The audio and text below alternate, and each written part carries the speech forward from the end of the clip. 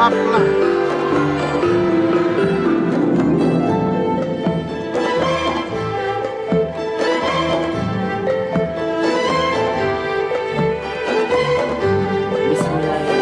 Assalamualaikum warahmatullahi wabarakatuh. Perkenalkan, Saya Febrianti akan memaparkan salah satu wali songo yaitu Sunan Ampel. Menurut satu wali songo yaitu Sunan Ampel. Menurut Babad Tanah Jawi dan Silsilah Sunan Kudus, Sunan Ampel di masa kecilnya dikenal dengan nama Raden Rahmat. Beliau merupakan putra tertua Maulan Malik Ibrahim yang lahir di Campak pada tahun 1401 Masehi dan diperkirakan wafat pada tahun 1481 Masehi di Demak, yang kemudian dimakamkan di sebelah barat Masjid Ampel, Surabaya. Nama Ampel sendiri diidentikan dengan nama tempat di mana ia lama bermukim di daerah Ampel atau Ampel Denta, wilayah yang kini menjadi bagian dari Surabaya, yaitu Kecamatan Wonokromo. Beberapa versi menyatakan bahwa Sunan Ampel masuk ke Pulau Jawa pada tahun 1443 Masehi bersama Said Ali Murtada sang adik. Tahun 1440 sebelum ke Jawa, mereka singgah dahulu di Palembang. Nah, setelah 3 tahun di Palembang, kemudian ia berlabuh ke daerah Gresik. Dilanjutkan pergi ke Majapahit menemui bibinya, seorang putri dari Campak bernama Damarawati yang dipersunting salah seorang raja Majapahit beragama Hindu bergelar Prabu Sri Kertawijaya. Sunan Ampel menikah dengan putri seorang adipati di Tuban, yaitu Dewi Chandrawati. Dari perkawinannya itu, ia karuniai beberapa putra dan putri, di antaranya yang menjadi penerusnya adalah Sunan Bonang dan Sunan Derajat. Sekian dari saya. Wassalamualaikum warahmatullahi wabarakatuh. Nama saya Diana Asuti dan di sini saya akan menceritakan biografi dari Sunan Bonang. Sunan Bonang memiliki nama aslinya yaitu Syekh Maulana Makdum Ibrahim, putra dari Sunan Ampel dan Dewi Chandrawati yang sering disebut dengan Nyai Ageng Mania. Sunan Bonang diperkirakan lahir pada tahun 1465 Masehi dari seorang putri adipati di Tuban. Jika dilihat dari silsilahnya, Sunan Bonang adalah salah satu cucu dari Sunan Ampel, yaitu Maulana Malik Ibrahim. Dengan demikian, Raden Makdum adalah seorang pangeran Majapahit karena ibunya adalah seorang putri dari Majapahit dan ayahnya adalah seorang menantu dari kerajaan Majapahit. Ketika beliau masih remaja, ia meneruskan pelajaran agama Islam ke tanah seberang, yaitu ke negeri Pasai. Beliau menambah pengetahuan kepada Syekh Alamul Islam atau ayah kandung dari Sunan Giri, yaitu Maulana Ishaq.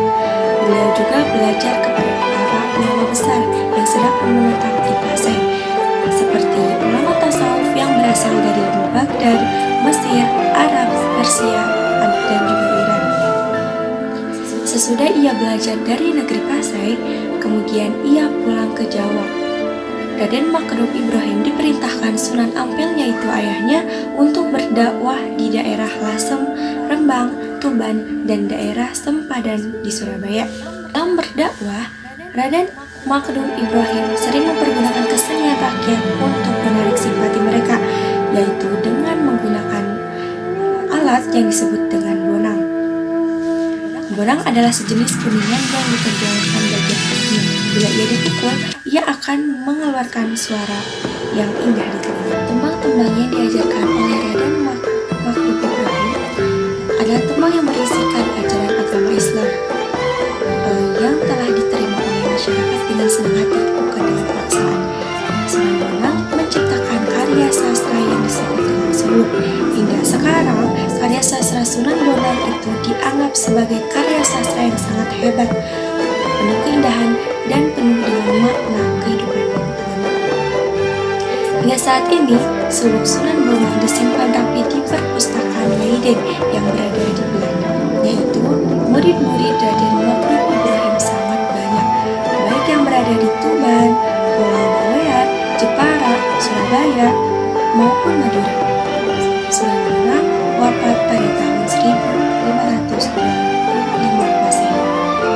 Makam yang dianggap asli adalah makam yang berada di kota Tuban itu sendiri. Dan sampai sekarang banyak sekali orang dari segala penjuru tanah air yang berziarah ke makam Sunan Bonang tersebut. Sekian pemaparan biografi dari saya. Wassalamualaikum warahmatullahi wabarakatuh. Nama saya Uyun Fatimah. Di sini saya akan memaparkan salah satu wali songo, yaitu Sunan Derajat. Nama kecil Sunan Derajat adalah Raden Kosim. Ia termasuk anak dari Sunan Ampel. Dengan demikian, ia bersaudara dengan Sunan Bonang. Diperkirakan Sunan Derajat yang bergelar Raden Saifuddin ini lahir pada tahun 1470 Masehi. Tugas pertama dari Sunan Derajat yaitu ialah untuk berdakwah di Mesir Gresik melalui laut. Kemudian ia didampar di Susun Jelo, pesisir Banjarwati atau Lamongan. Setahun berikutnya Sunan Derajat berpindah ke selatan dan mendirikan padepokan santri dalam Luwur yang kini bernama Desa Derajat, Peciran, Lamongan. Nah, dalam pengajaran tauhid dan akidah, Sunan Derajat mencontoh dari ayahnya langsung dan tidak banyak mendekati budaya lokal. Cara penyampaiannya menadaptasi langsung kesenian yang dilakukan Sunan Muria dan banyak berdakwah kepada masyarakat dengan menekankan kedermawan, kerja keras, dan peningkatan kemakmuran masyarakat. Tembang Macapat Pangkur disebut sebagai ciptaannya, yaitu gamelan Simo Mangkuk. Peninggalannya terdapat di Museum Daerah Sunan Derajat. Sunan Derajat dikenal dengan sebagai seorang yang bersahaja dan suka menolong. Ia juga banyak mengasuh anak-anak yatim dan fakir miskin di pondok pesantrennya. Mungkin cukup sekian yang dapat saya sampaikan. Mohon maaf bila ada kesalahan. Wassalamualaikum warahmatullahi wabarakatuh. Perkenalkan, nama saya Nabila Auliana. Di sini saya akan menjelaskan mengenai Sunan Kudus. Sunan Kudus merupakan salah satu wali songo yang memiliki nama asli Ja'far Shodiq. Beliau merupakan wali songo yang lahir dari keluarga bangsawan Kerajaan Demak. Ayahnya bernama Usman Haji atau biasa disebut dengan Sunan Wudhu, sedangkan ibunya bernama Syarifah yang merupakan cucu dari Sunan Ampel. Jika ditarik garis nasabnya lebih jauh, beliau merupakan keturunan Nabi Muhammad SAW yang ke-24 melalui jalur Husain bin Ali radhiyallahu anhu. Beliau merupakan salah satu wali yang memiliki gelar Wali Al-Hilmi, atau yang berarti orang-orang yang memiliki pengetahuan yang sangat luas. Dalam buku Atlas Wali Songo pada tahun 2016 disebutkan bahwasanya yang pertama yaitu ada Kiai Talingsing, merupakan guru beliau. Setelah itu ada seorang ulama yang berasal dari Cina yang bernama Delingsing, juga guru-guru beliau di pesantren, dan tidak lain guru beliau juga merupakan ayahnya sendiri yaitu Usman Haji. Nah, dalam perjalanan hidup beliau pernah diangkat menjadi seorang qadhi atau hakim di Kerajaan Demak.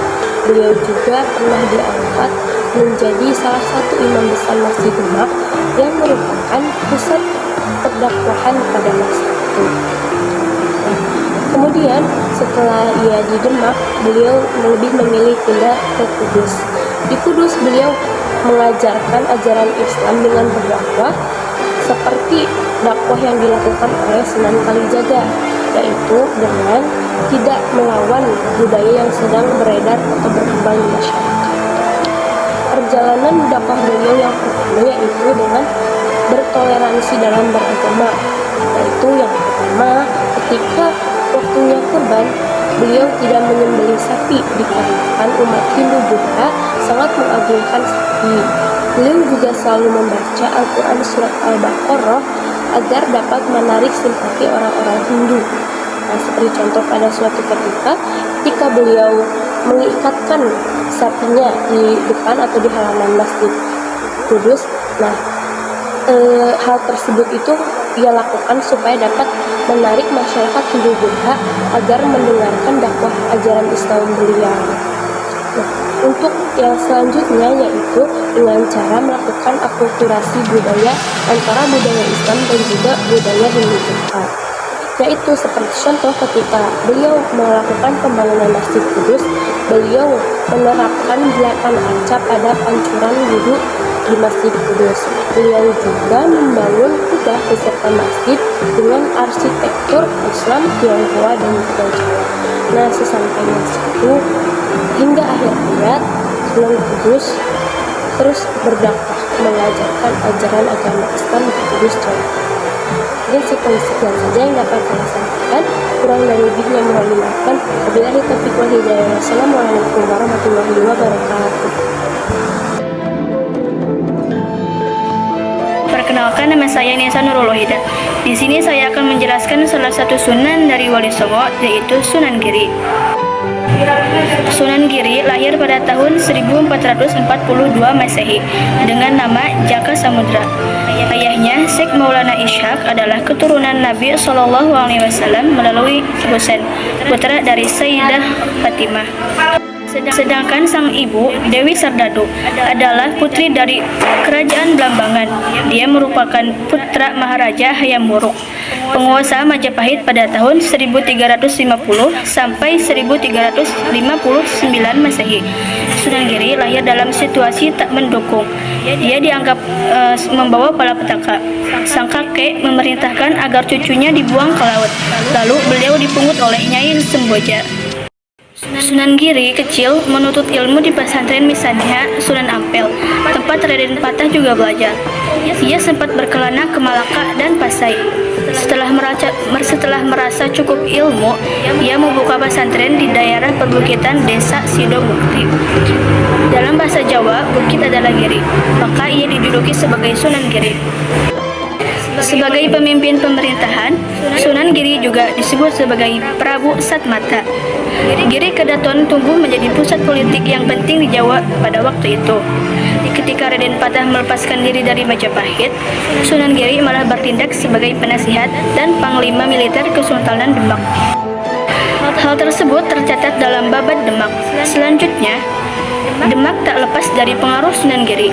Ia diakui juga sebagai mufti, pemimpin tertinggi keagamaan setanah Jawa. Giri Kedaton bertahan hingga 200 tahun. Salah seorang penerusnya, Pangeran Singasari, dikenal sebagai tokoh paling gigih menentang kolusi VOC dan Amangkurat pada abad ke-18.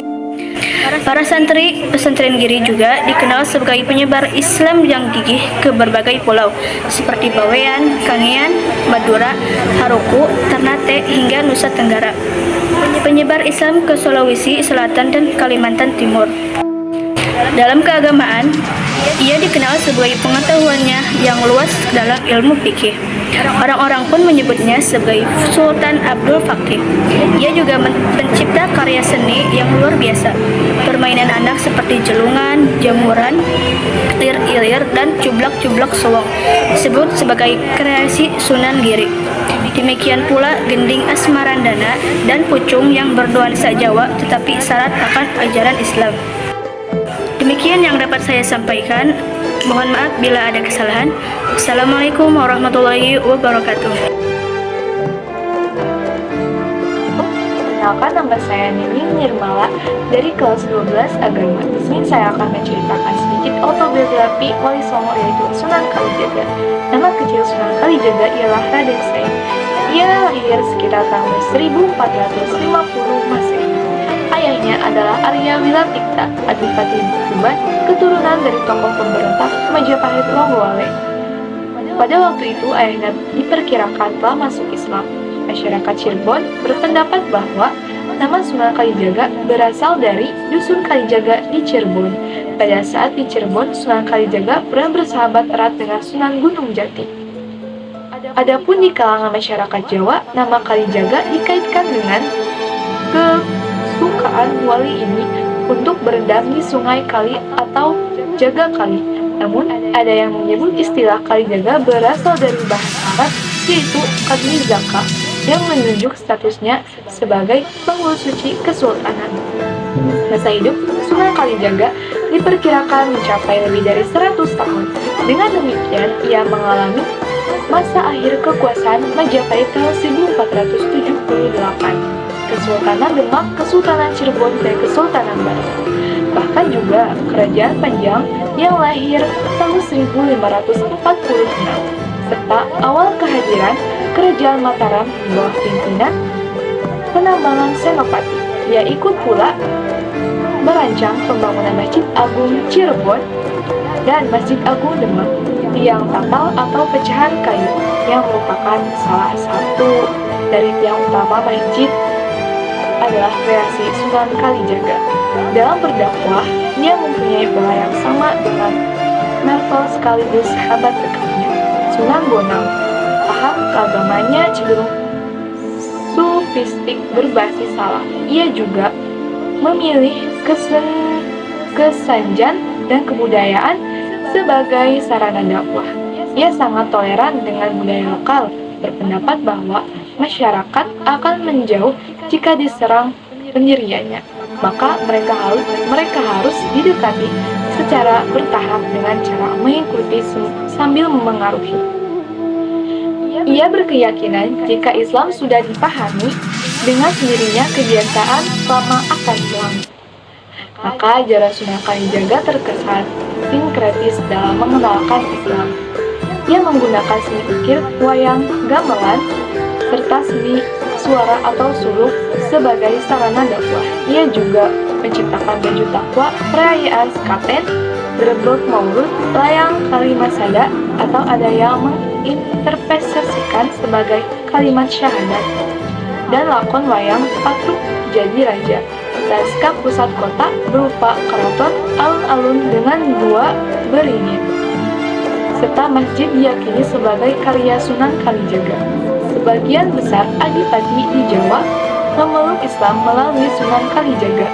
Di antara adipati Pandanaran, Kartasura, Kebumen, Banyumas, serta Pajang atau sekitar menjadi kota gede Yogyakarta. Sunan Kalijaga dimakamkan di Kadilangu di selatan Demak. Sekian, terima kasih. Wassalamualaikum warahmatullahi wabarakatuh. Bismillahirrahmanirrahim. Assalamualaikum. Perkenalkan, Nabi Abdi Aceh Puhan Nur Hidayat dari kelas 12 agama akan menjelaskan kisah Sunan Kudus.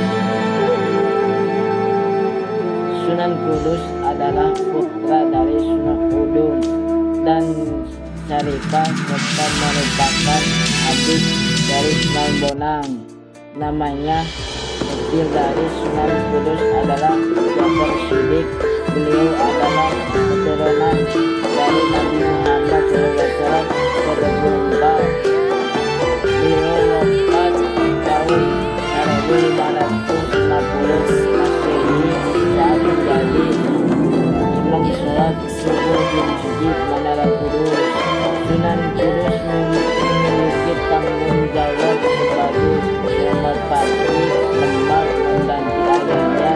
Sunan Kudus memiliki keahlian dalam medan perang seperti ayahnya. Posisi Sunan Kudus semakin kuat saat beliau berhasil mengalahkan Majapahit dan membuat kerajaan Demak memperluas wilayah kekuasaannya sampai ke Madura dan Surabaya. Sunan Kudus memang mengabdikan dirinya untuk menyebarkan dan mengajarkan agama Islam kepada masyarakat, karena pada waktu itu masyarakat masih banyak yang menganut agama Hindu, agama Buddha. Maka Sunan Kudus menggunakan pendekatan khusus agar tidak terjadi penolakan di masyarakat. Salah satu yang menjadi ciri khas dari Sunan Kudus dalam menyebarkan agama Islam adalah melalui pendekatan seni dan budaya. Sunan Kudus tidak langsung memerintahkan masyarakat yang menganut agama Hindu, agama Buddha, atau Buddhisme langsung pindah agama Islam, melainkan dengan cara pelan-pelan dan melalui beberapa adat istiadat dan kesenian. Sunan Kudus membiarkan masyarakat melakukan tradisi mereka, namun disesuaikan dengan ajaran Islam dan selalu mengedepankan jalan damai untuk menghindarkan dari perpecahan. Salah satu contoh metode dakwah yang digunakan oleh Sunan Kudus adalah dengan menghormati masyarakat Hindu, yaitu dengan memerintahkan untuk tidak menyembelih sapi karena sapi menjadi salah satu hewan yang disucikan oleh masyarakat sekitar.